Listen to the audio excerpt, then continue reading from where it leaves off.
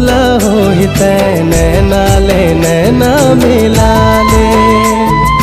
मन भितरी माया मोला होगे जाने कैसे तै जादू चलाए।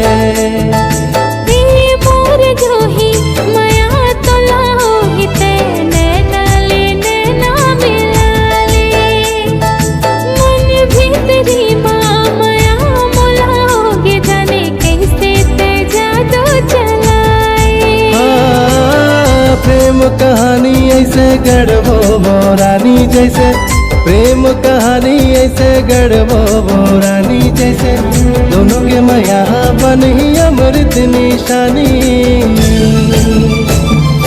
हाँ हे मोर जोही माया तोला होहि तै नैना ले नैना मिला ले।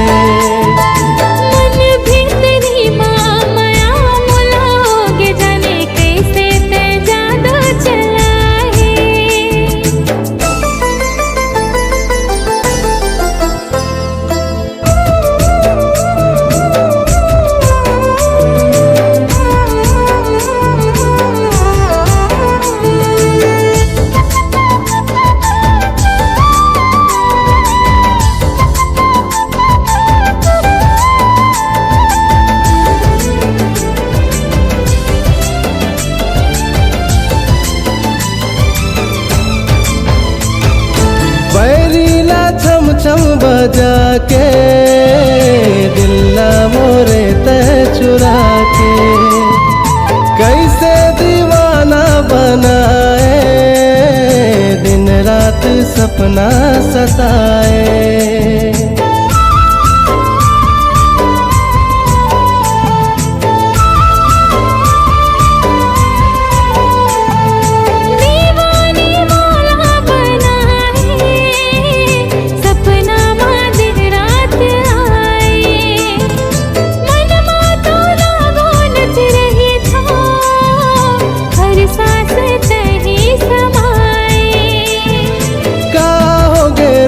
मोला सुरता तोर आए मोला माया लागे, मोला माया लागे।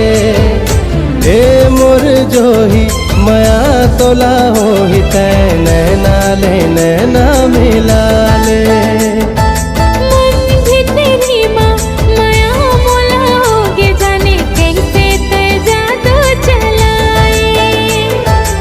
ए मोर जोही माया तोला होहि तै नैना ले नैना मिला ले।